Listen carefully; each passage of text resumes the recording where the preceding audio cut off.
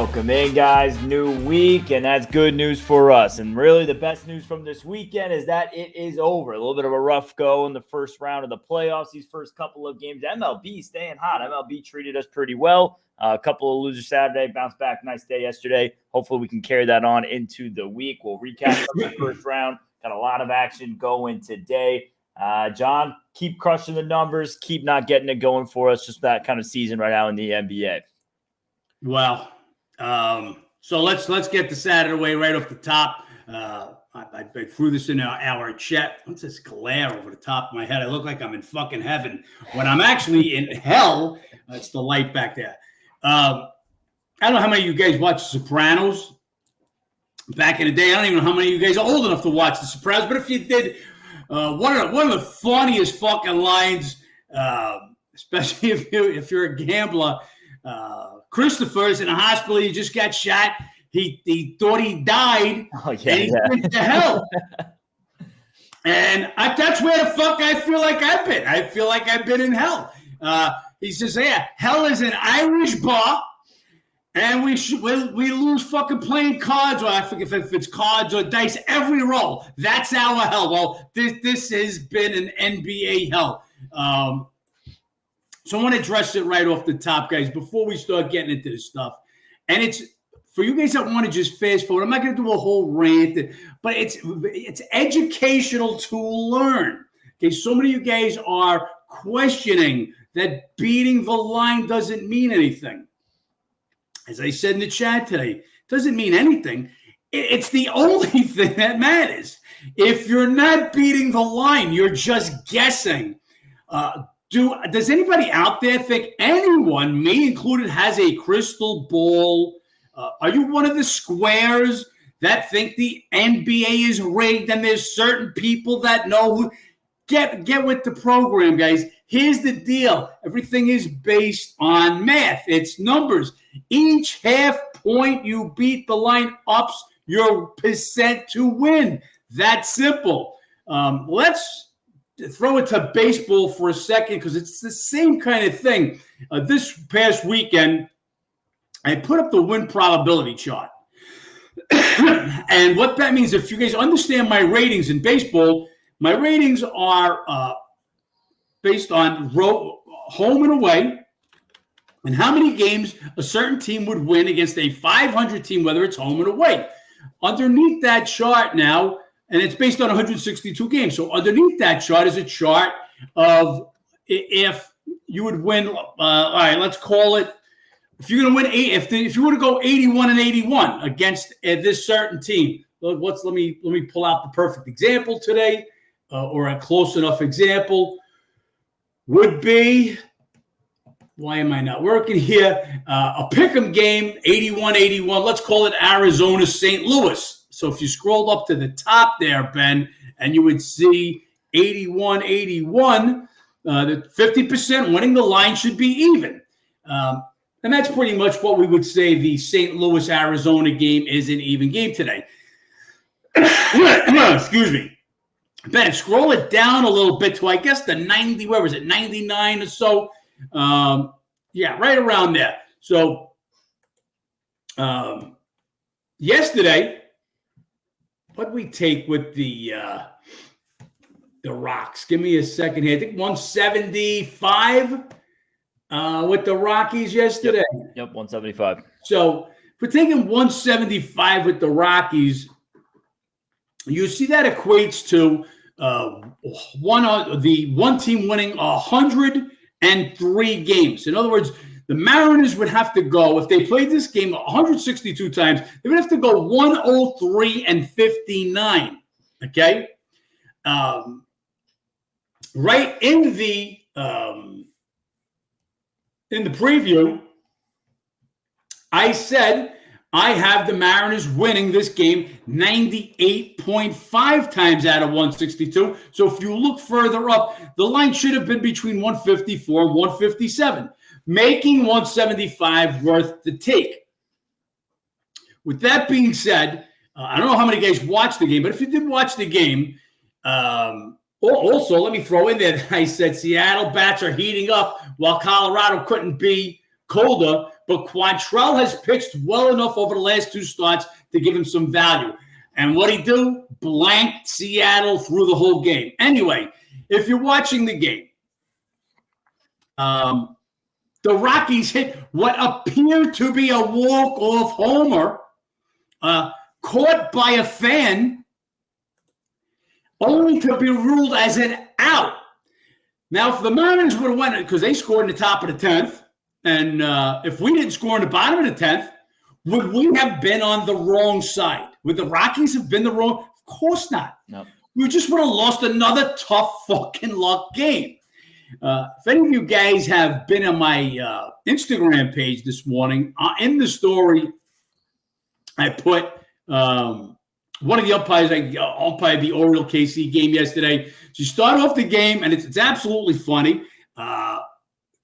Pitcher throws the first pitch of the ball game, literally right down the middle, and he says throws the first pitch right down the middle for ball 1. The second clip is a call third strike on a Royal that's not even near the strike zone.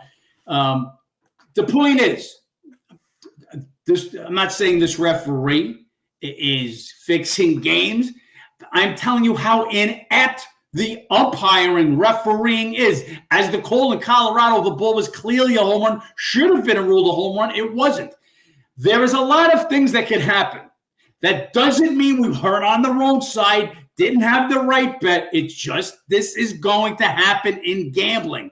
As I've said a million times, if we're shooting dice and the correct odds on me making a 4 before I make a 7 is 2-1. If you give me 3-1 odds on that 4, I make 7 out.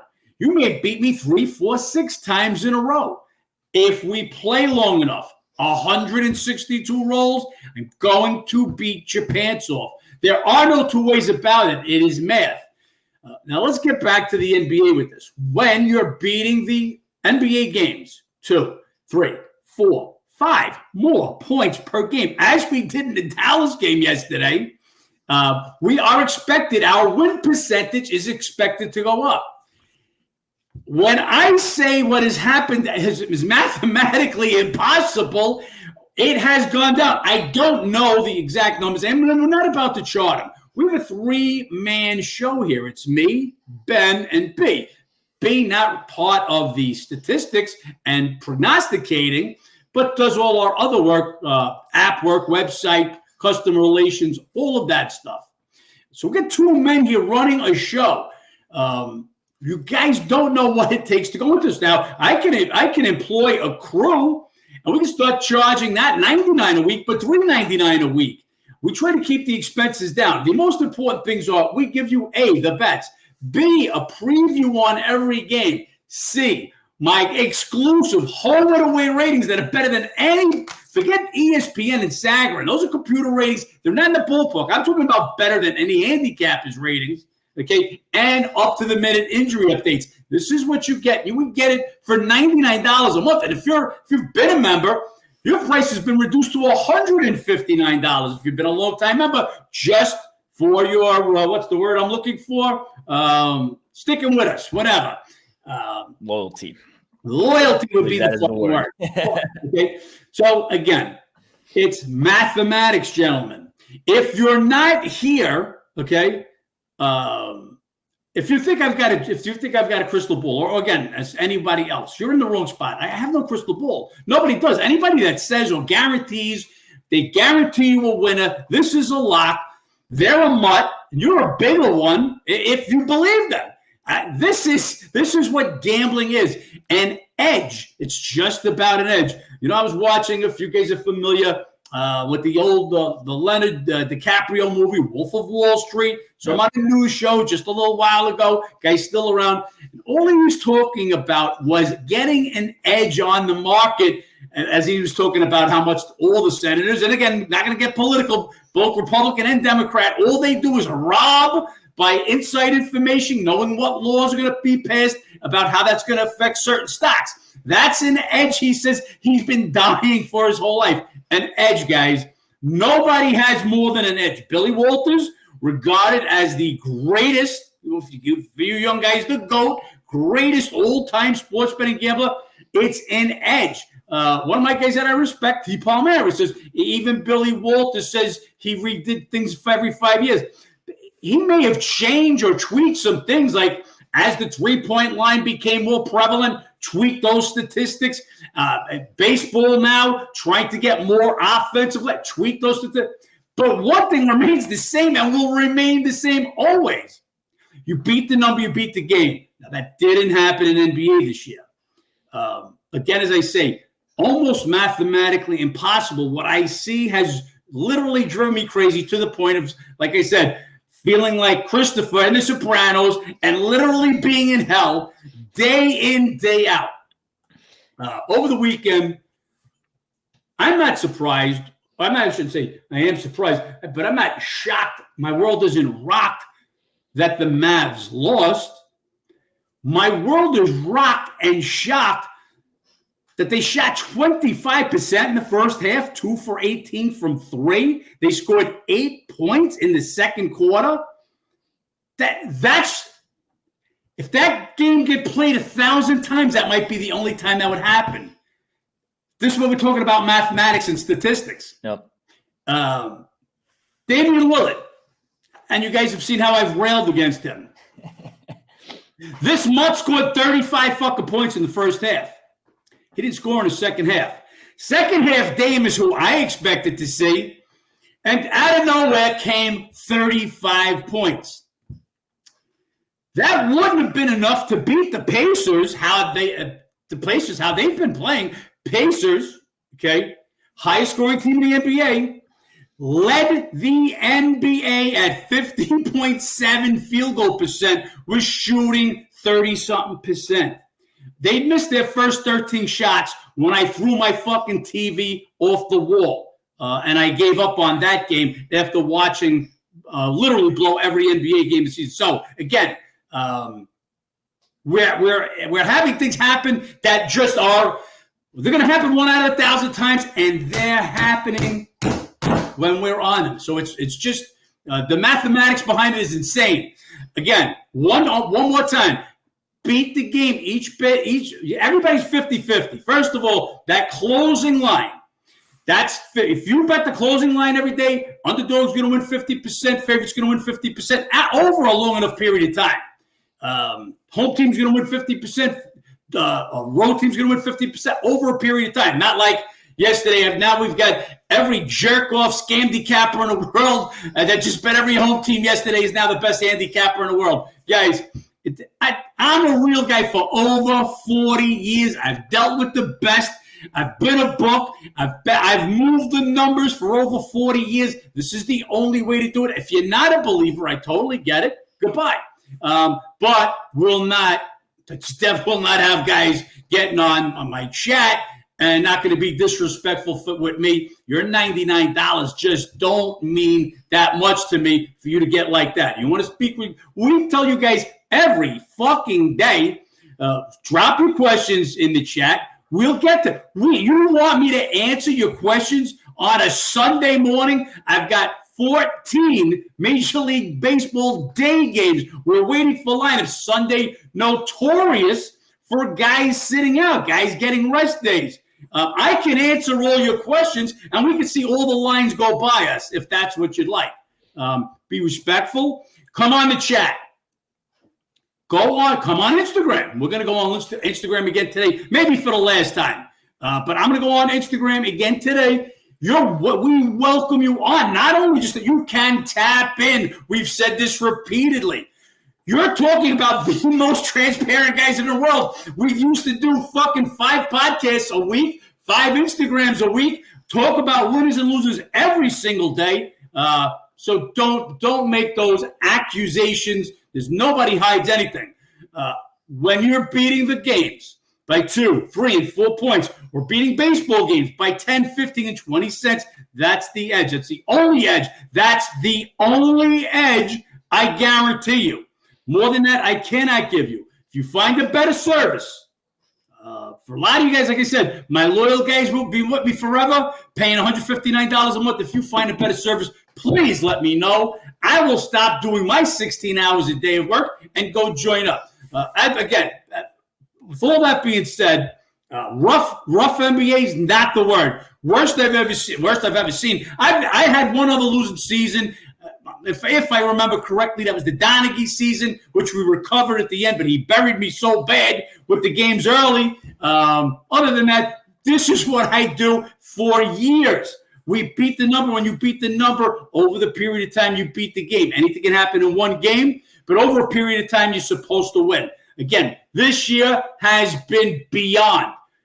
It started from the beginning of the season. 4-point beating the number every day. I think we're like 30% on the games that we beat the number by 4 points.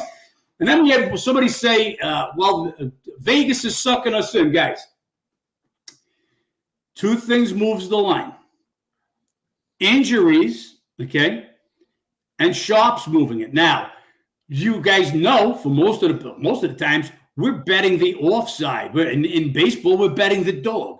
You don't think the squares are moving the line 10, 15, 20 cents, do you, in baseball? They weren't on the Rockies. Do you think the squares were on the Rockies yesterday? In NBA, they're not moving favorites 2, 3. This is what I'm saying. So sharps and injuries move the line. Vegas is not, the line makers are not sharper than the pros. The pros are the pros because they make a living at beating the number. Not talking about you, Joe Blow, Joe Public, betting you $50 on a game. Talking about the guys that move the line. If we take +2 on the Mavs, other sharp guys are taking 1. Pick, laying 1, laying 2. You understand? So every time you move the line, every half point we beat the line, other sharp guys have bet it at a worse price. My guarantee to my guys is this. We're going to put you on the sharp side at the best possible number. That's the only guarantee. You want a bigger guarantee, go to Vegas Dave. I hear he hits 95%. I don't know, 95% of his bets. Steve Stevens, 87. Whatever these guys hit, go to them. I don't guarantee. What I guarantee, beating the line. That's what we do. The NBA season, total disaster. You want a number? Let's call it 87.5 units. I don't know. A fucking nightmare. That's what I can tell you. It kills me that guys have joined our service and have lost the amount of money that they've lost. I'm not trying to make light of anybody. I can guarantee you I've lost triple of what anybody has lost. It's been a fucking nightmare for me. That being said, we move on. Today's another day. We pull it back a little bit with the NBA. Yesterday was just the last 2 days. Just if you were the home team, you won your game. Obviously, the Pelicans covered, so OKC didn't get there with the numbers. But absolute blowouts. But again, things that'll happen 1 in 1,000 times. Luka and Kyrie can't find the basket. Dame 35 in the first half, nothing in the second half. Pacers, best field goal percentage shooting team in the league, highest scoring shooting, can't score a bucket. This is with like Giannis out, their best defensive player. I would say Beverly is one of your top defensive players, fine. And Clippers, Kawhi out, for sure their best defensive player. So unexplainable stuff. This is what happens. It's called gambling. Stay with the fucking system. We will get there. So let's hope baseball is a better turn. NBA, one more time, absolutely terrible. Don't need to put a number to it. I'm putting words to it. Absolutely terrible. Could never imagine this happen again. Hopefully you guys are with us next year. I can guarantee if we beat the numbers all year, again, like we did this year, next year, we will win a shitload of money. Well, we got some games today to start looking to get it back. We can start talking about those. Got a decent MLB slate. We got 3 games going on in the NBA tonight. Let's start there, and then we'll move on to this MLB slate. Top game, Orlando at Cleveland. One of the games we did not have a bet on this past weekend.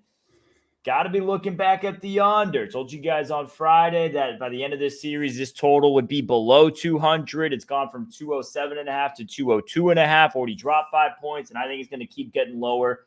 still an edge here. Would take this total up to about 200.5, maybe even 199.5. So still room on this number for me. Would be under or nothing.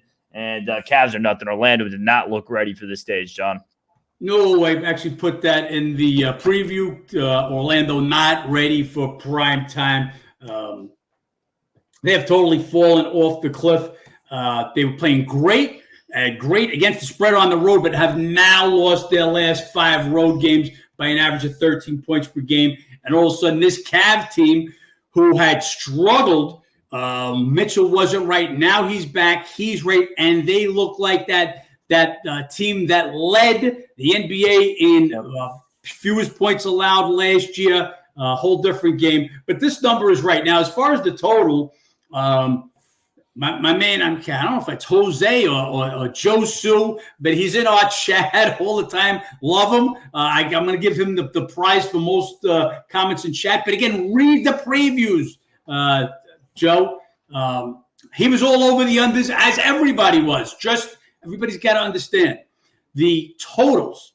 As soon as the playoff comes, the totals get all backed up. These numbers are all 5 to 8 points below where they would be in a regular season game, and for good reason. But Ben had that nailed. As far as the game itself, I think 5.5, 6 is right where the number's supposed to be. And after regrading the teams for the playoffs, if you're a Massa Edge member, you go to our ratings, and you'll see I've now got the Magic rated 33.8, Cavs 39.6. That's a 5.8 difference, and it's right in between 5.5, 6 where the number is. So I feel this is a fair number.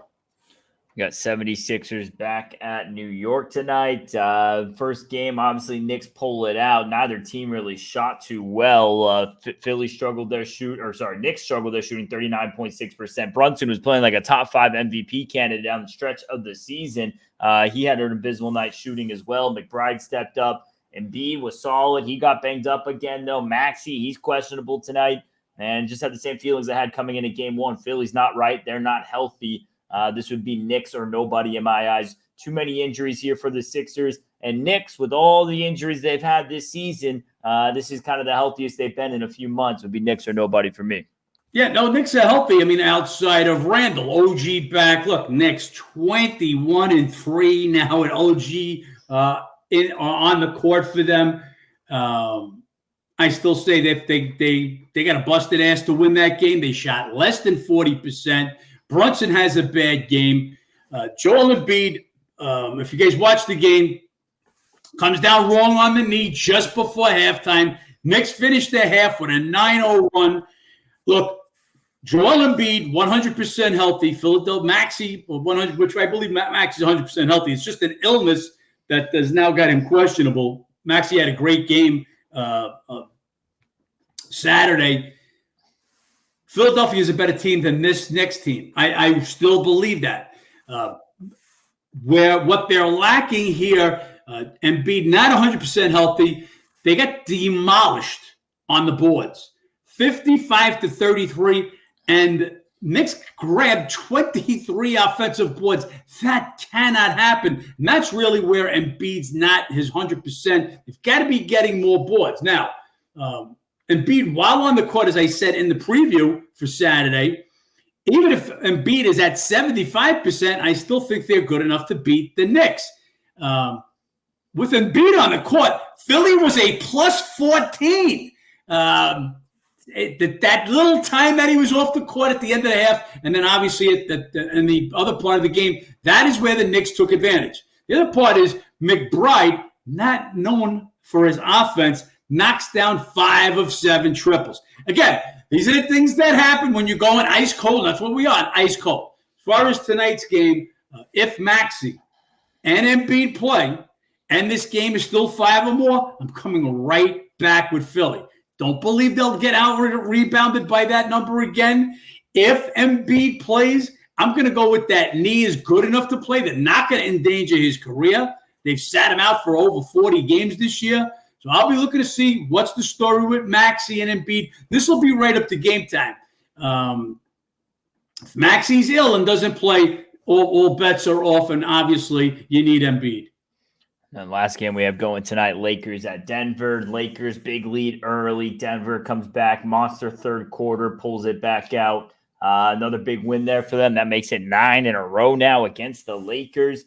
Story really in the 5 playoff games, D'Angelo Russell, just a no-show. I mean, in the 5 playoff games now in a row that these two teams have played, D'Lo 3 for 24 from 3, a guy who led the team in shooting this year, and just can't bridge that gap without him playing at a better level. Reeves, he wasn't good as well. LeBron and AD gave you LeBron and AD performances.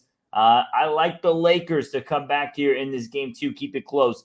They covered multiple of the games in the playoff series last year. It's a big number again in this game. I thought there was a little bit of a letdown from the last 5-6 games of the season. They were playing to avoid the 9-10 play-in. They get to that 7 or that 8 spot for the play-in, and they win that first game for the 7 seed. Feels like there was a little bit of a letdown after all that coming in. Denver, the extended rest. I think they come back game 2, keep this one close. Maybe upset Denver if D'Angelo Russell shows up tonight.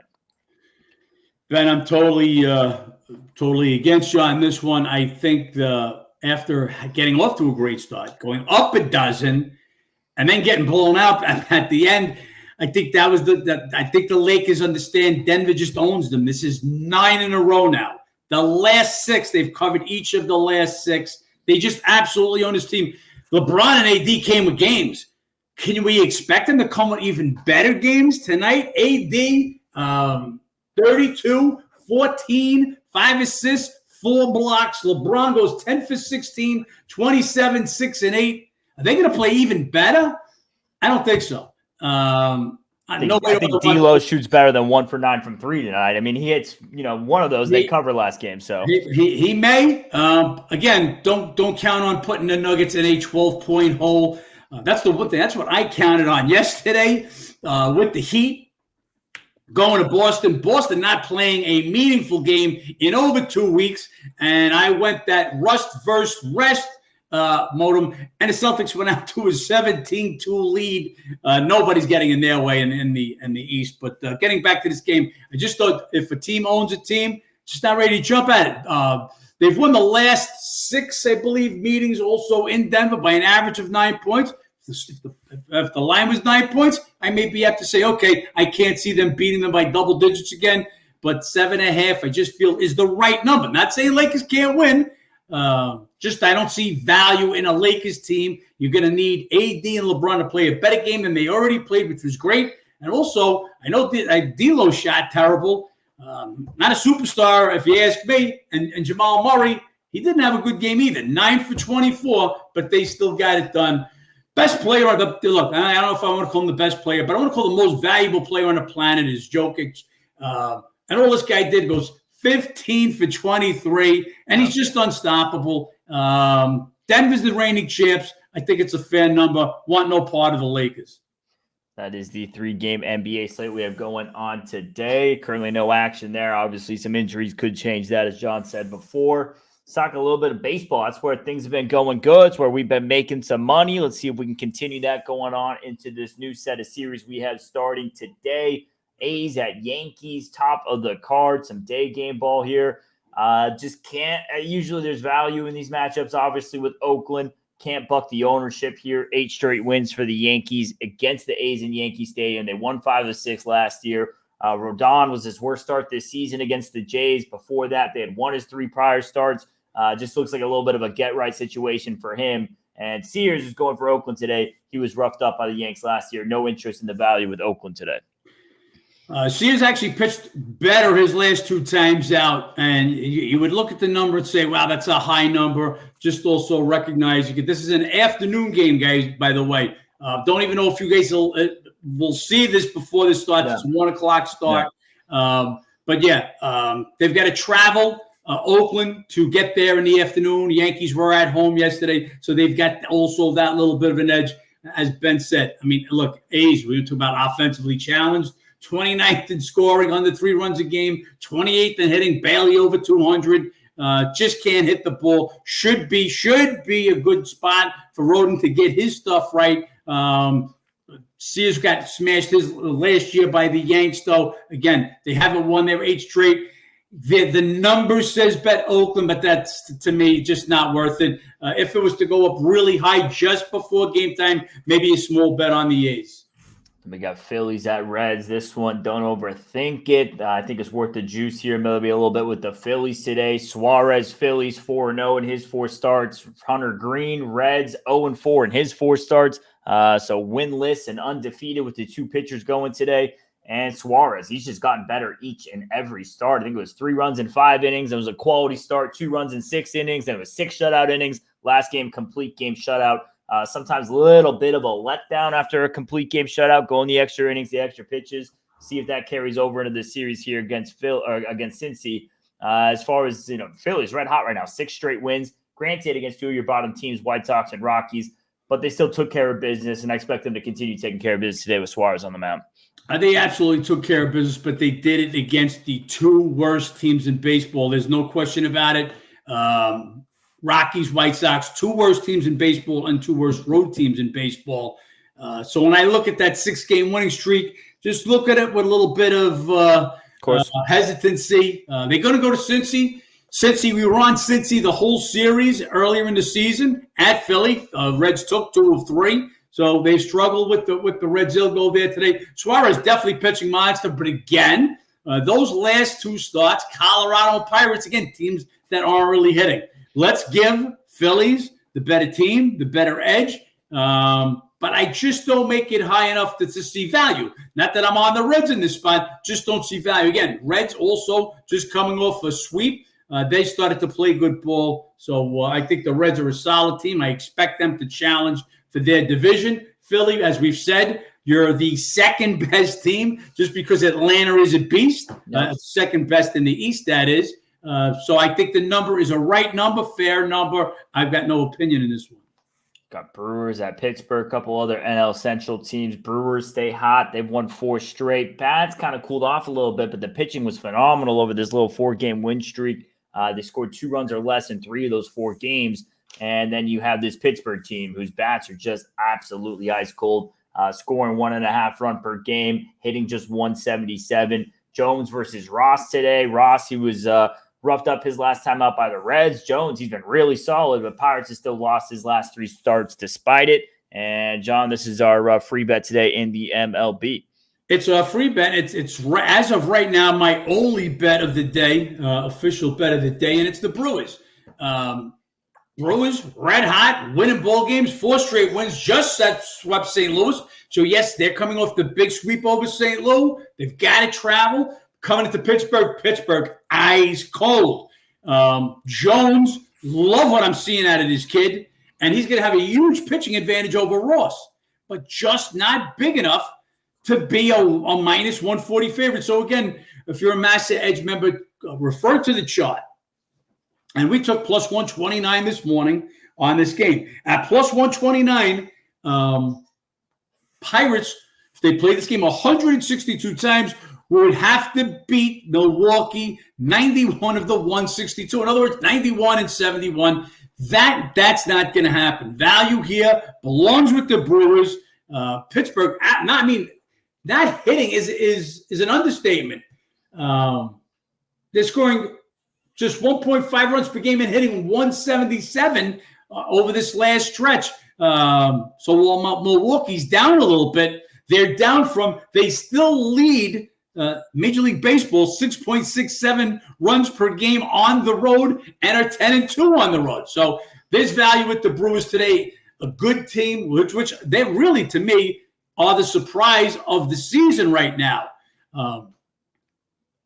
We expected a fall-off. Did not expect them, to hit like this. I haven't been able. Yelich on the IL did not expect it to hit like this without Yelich. Did not expect them to pitch like this. Peralta's looking like an ace. Ray getting the job done. So this is the surprise team. Could there be a fall-off or letdown?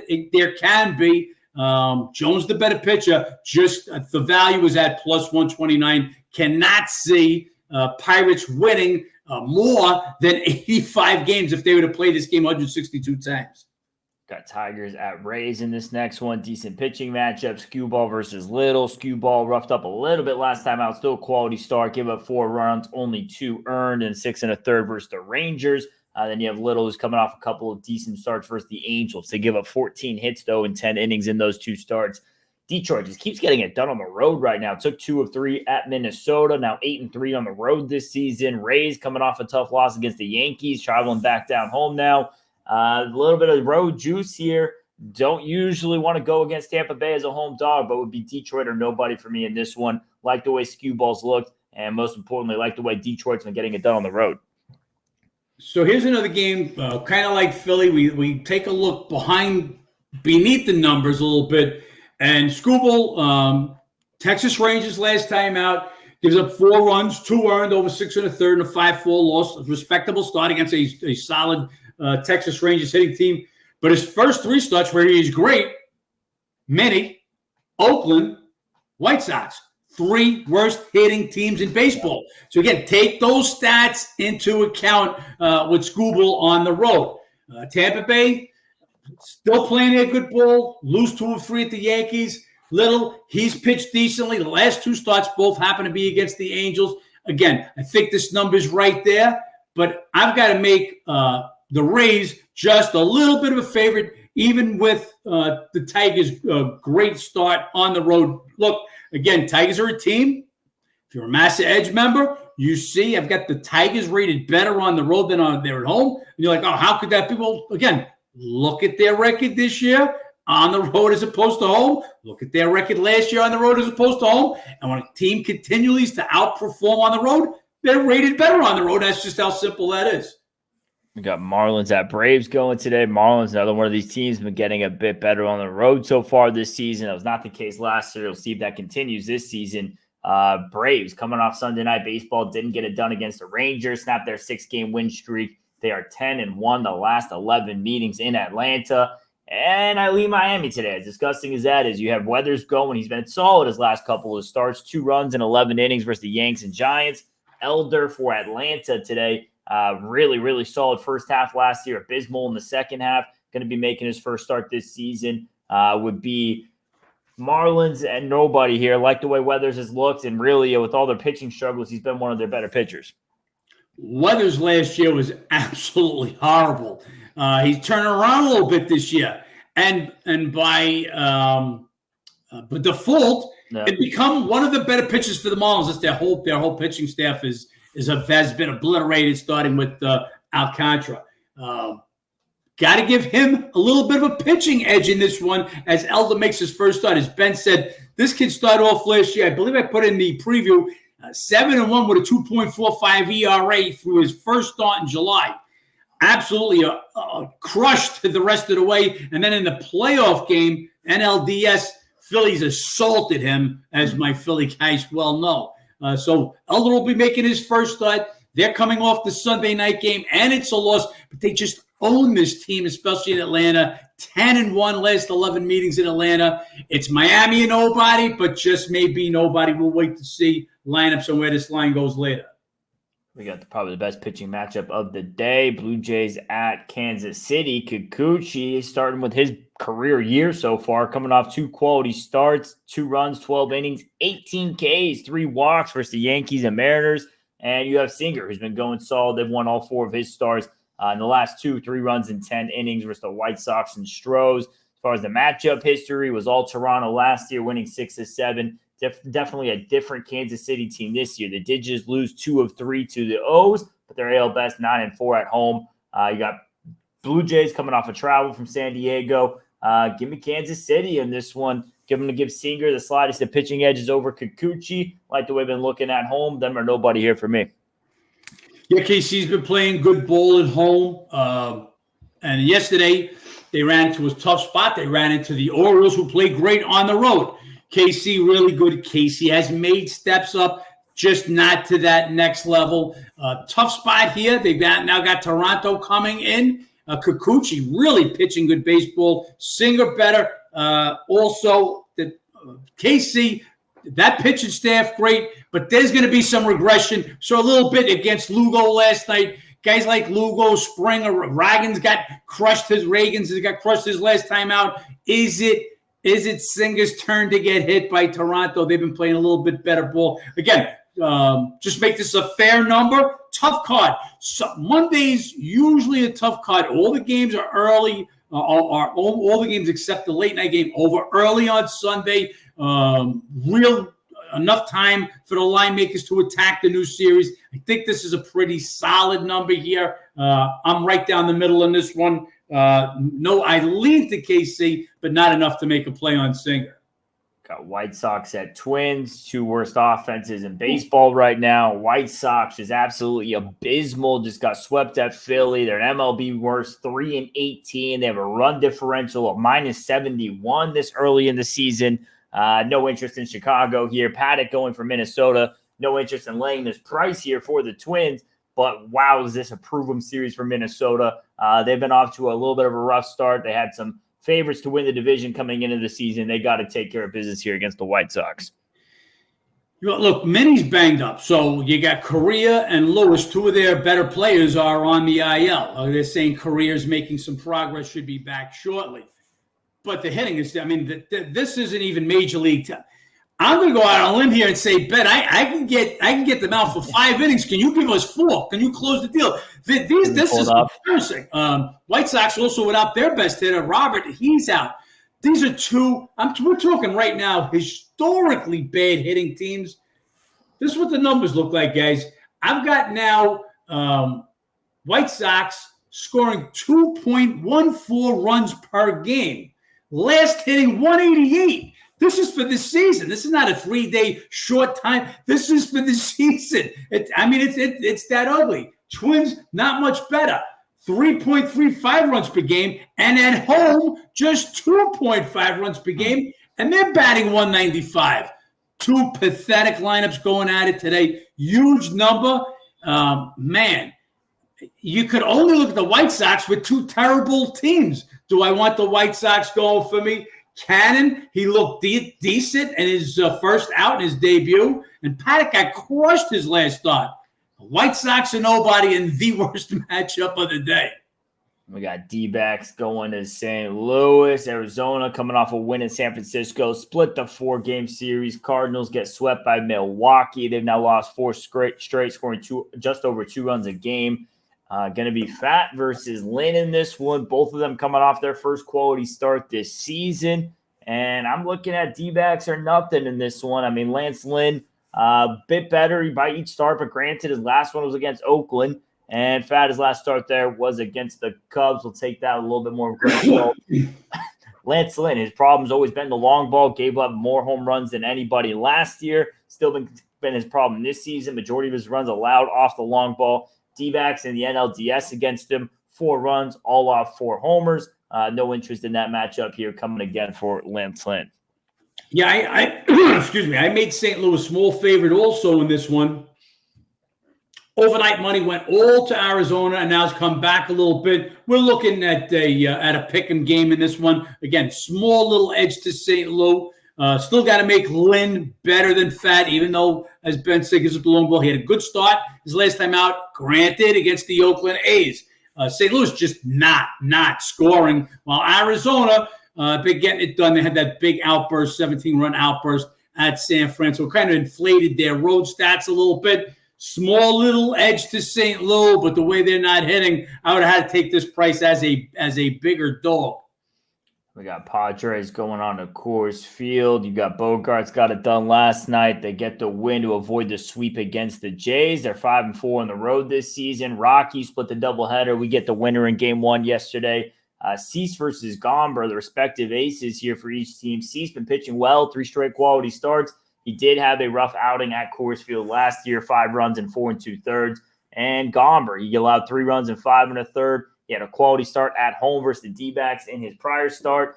This is Rockies all the way in my eyes. You got Gomber, who pitches pretty well in Coors Field, as good as Cease's looked. Always a different beast going to Coors. Welcome to the NL West. We'll see how it goes for him tonight.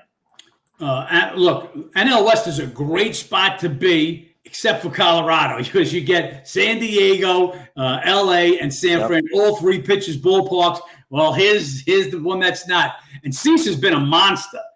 Cease has got his old stuff back. Rough year last year. He'd been a different pitcher. He looks like he's back. 3 great starts. But again, as Ben said, this is Coors Field. Anything can happen there. From a nothing going to the 10th inning game last night to the Mariners getting banging out 20 hits the night before. This is Coors Field. This is what makes the Rockies a live dog every time out. It's them or nobody. Gomber always seems to keep his team in the game. He's got that 5 ERA, but he kind of seems to be their ace, lack of a better word. We loved Quantrill yesterday. I knew he was coming with a game. Again, for you guys, Master Edge members, it's in the preview. We don't write them after. Sometimes my previews are so good, it looks like I wrote it after the game was over. But you just get the feel. Quantrill's got some kind of feel. Remember, he was pitching real good baseball a couple years back. Anyway, back to this game. Cease a monster. Rockies a little tough spot. Doubleheader yesterday. Do they sit anybody? And that's the only reason I didn't send this out as a bet early in the day. The shops have already hit it. This game is down 10 cents from plus 165 to plus 155. I've got to know, are they giving everybody a day off, a day after a doubleheader before I jump on this one? So we'll wait to see lineups in this one. But again, Rockies are nobody, as it will be in most games in Coors when they're a home dog. We got Orioles going on to Anaheim, coming off that sweep, coming off taking 2 of 3 there at Kansas City. They're now 6-1 their last 7. Angels, they just got swept at Cincinnati. They lost the last 4 in the trip there, scoring just 1.8 runs per game. Good news for the Halos. They got their man Detmers going today, who has been their ace. They've won all 4 of his starts. He's been terrific. In the last one, allowed 2 runs, 1 earned, and 5 1/3 at Tampa. Had a solid outing versus the Orioles earlier this season. And Suarez going, who hadn't pitched in the league for 7 years, came back with 5 2/3 scoreless, looked good there. As good as the O's are on the road, this would be Angels or nothing for me. Detmers has just been that guy getting it done for them. In the last couple of years, it's typically Ohtani. I mean, if you looked at the records of the Angels last year, Ohtani on the mound versus not goes from 750 win percentage to 250 win percentage. We could be in for something like that with Detmers this year, and it's not too overpriced like Ohtani would be. So let's first talk about this kid Suarez. As Ben said, hadn't pitched in a major league in 7 years. This is storybook shit because somebody's going to be making a movie out of this. But maybe the movie comes to a quick end and the Angels rip this guy a new one today. Remember, 5 2/3 scoreless innings after not pitching in the majors for 7 years. That was against the Minnesota Twins, who I said cannot hit me and Ben. When you're not in the majors for 7 years, that means you don't have this stuff to be in the majors. This is like a call-up. Wells had to go on the IL. They brought him up, and he'll take Wells' next turn just because they do, just because they have to. Baltimore just does what they do. Best road record in the AL last year, doing it again. Just went to KC, a tough place. Takes 2 out of 3 there. They win on the road. Angels, they're a down team. Ugly at Cincy. Can't score. Got to get runs on the board. They lose Rendon after he'd gone hitless. I believe his first 30 at bats. Just hit a little hot streak. Boom! There goes the hammy. He's on the shelf. It leaves Trout and Ward, the only real hitters on that team. Detmer's pitching great. He's got a tremendous pitching advantage, I feel, over Suarez, a guy that's been buried in the minors for so long. But Orioles are the better team. They play well on the road. Again, just think it's a fair number. We got Mets at San Francisco. Quintana versus Wynn. Mets coming off taking 2 of 3 from the Dodgers. They got smoked yesterday. And then as far as the Giants, they blew that game yesterday against Arizona, split that 4-game set. Quintana has been really solid. They won his last 3 starts. Last time out, 1 run in 5 innings. And then you have Wynn going, who had his first quality start this season, his last time out, but against the Marlins. This is Mets or nobody. They're playing good ball. They're playing good ball on the road this season, 6-3 so far. If they would have swept the Dodgers, pull off the 3-game sweep, would have wanted to get involved on this. But it seems like they might be coming back with a little bit of vengeance after getting killed yesterday. Mets or nobody. Quintana pitching well. Put him in San Fran. Should be another good start. Yep, San Fran, as we talked about, a pitcher's ballpark, and that's why Giants don't score a lot of runs at home, just 3.3 runs per game at home. Mets second only to, make it third in the majors in scoring on the road, 6.22 runs per game. Mets can hit. Citi Field, just a pitcher's ballpark. So take a look when they're on the road at their road record. They do lose the catcher, Alvarez. He's going to have surgery. That's a bad break for them. They were playing nice baseball. But in this price, look, Quintana, he's your 5-inning pitcher. Get you that 5 1/3, 5 2/3. Doesn't go deep into the games, keeps you in the game. I think it's a solid game. When he's coming off a quality start. It was at Miami, another offensively challenged team. But this is a game San Fran needs to get back on the right track at home. They're just 5-5, and they're a much better road team. A much better home team than road team. Mets a much better home team. Also, let's see if those things start to even out because Mets are playing better on the road right now. Giants aren't playing as well at home. I think the number, again, is a fair number. Look, we want to beat a number. So here's a game, guys, right now. Excuse me. Right now, you get ballpark. San Fran is about a 110 favorite. And as a 110 favorite, you're talking about an 85-77 record if they played 162 games. And that just seems about right. If I want to bet the Mets, I've got to feel that the Mets would win 83 or 84 of those 162. And if I wanted to lay safe San Fran, I've got to feel San Fran's going to win 90 of the 162. So I'm not. I'm in the middle. It's all about an edge. And for my man Josu 02, when he's asking every game, that's why we don't have a bet on every game. What we do in the previews, guys, we'll put the stats in there. So when my man's asking me, do the Indians have a shot? Yeah, they had a shot. Excuse me. Do the A's have a shot against the Indians? Yes, they had a shot. But they had lost, I believe it was 8 of 9 to Cleveland, 9 of 10 at Cleveland. Look, that's what we put the stats in there for. I don't bet every game. We don't have a lean every game. We'll give you the stats every game. When we have a bet, one of the other guys, and I'm not trying to be facetious, but one of the guys says, you're always betting dogs. How about giving us an easy favorite? And I quipped back, well, how about the Dodgers with Glasnow last week as a 380 favorite against the Nationals? How did that work out? There's no easy games. If I thought it was easy, I bet it. When it's an edge, guys, there's games that appear, again, not poking at my guys. I forget which one of the guys in the chat it was, and he was all over Lugo. He saw the pitching match yesterday, Lugo against Irvin for the Orioles. And I told him the line opened up 130. Sharps buried the Orioles. That's because the Orioles are so goddamn good on the road. Not because of Jackson Holiday, who's got one hit in his first 30 at-bats with 16 Ks. But the rest of the guys, that's what, look, it's about the edge, guys. I know that it looks easy. Oh, it's about the numbers, not about that one game. As I said yesterday, we bet the Mets in the last 2 games of the series, winning game 2 of the series. Had to come back yesterday. And as I said in the preview, don't look at the team's names or the pitchers' names. Look at the stats. So we went into yesterday's Met-Dodger game. Mets had won 6 straight. Tied with the Braves at that time for the longest current win streak.